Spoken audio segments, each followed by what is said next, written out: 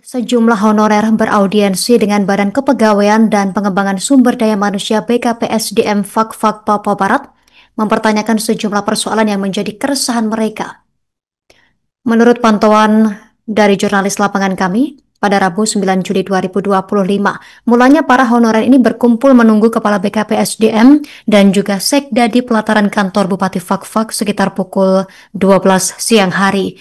Untuk informasi selengkapnya, kita sudah terhubung bersama rekan Aldi Bimantara, jurnalis Tribun Papua Barat. Rekan Aldi, silakan informasi terkini dari Anda.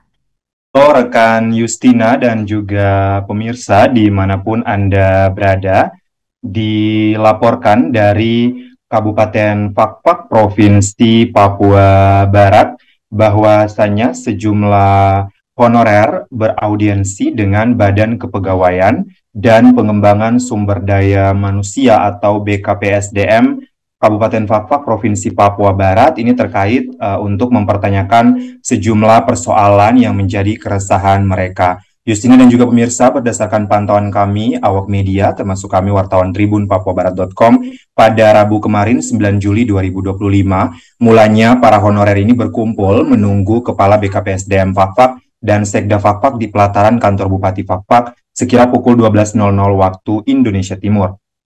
Justina dan juga pemirsa, lalu setelah menunggu beberapa jam kemudian, mereka dipersilakan naik ke lantai 3 untuk melakukan pertemuan secara langsung dengan Kepala BKPSDM Fak-Fak Ahmad Pelu.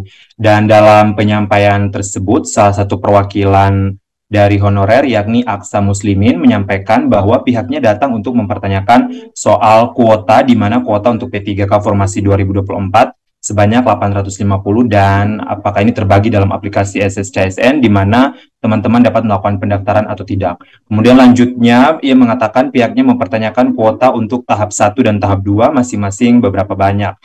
Lalu Justina dan juga pemirsa dalam kesempatan tersebut juga memang selain melakukan audiensi dari pihak honorer dan juga pemerintah daerah ini ada saling tanya jawab ya begitu yang disampaikan, dan memang diskusi ataupun pembahasan sedikit alot namun berjalan aman dan juga lancar. Justina dan juga pemirsa, perlu kami informasikan bahwasanya dalam kesempatan tersebut BKPSDM Fak-Fak, dalam hal ini Kepala BKPSDM Fak-Fak Ahmad Pelu, juga menginformasikan bahwa formasi untuk P3K tahun 2024 ialah sebanyak 850 untuk Kabupaten Fak-Fak. Kemudian dikatakannya tidak ada pembagian untuk tahap 1 dan tahap 2, lalu yang bisa mendaftar untuk tahap 1 yakni THK 2 dan teman-teman yang masuk ke dalam database. Lebih lanjut dikatakannya sementara proses P3K tahap 2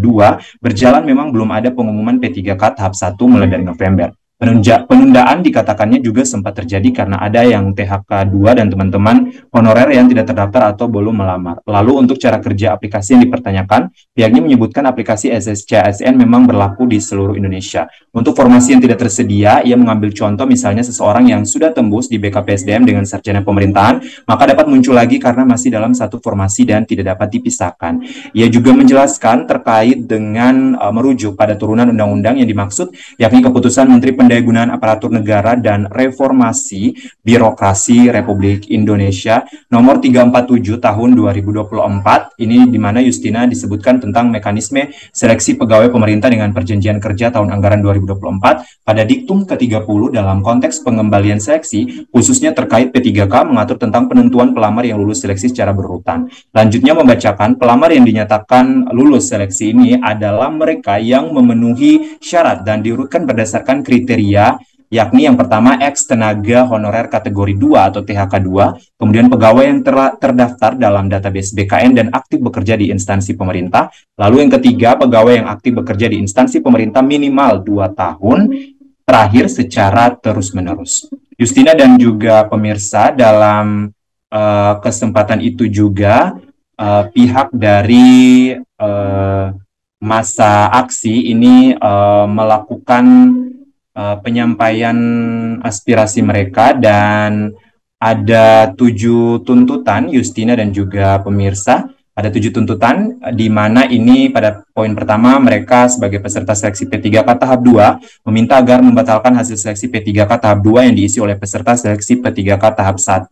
Kemudian pada poin kedua, peserta seleksi P3K tahap 2 ini meminta agar membatalkan hasil seleksi P3K tahap 2 yang lulus dengan nilai lebih rendah dari peserta yang lain di formasi yang sama dan juga tahap seleksi yang sama.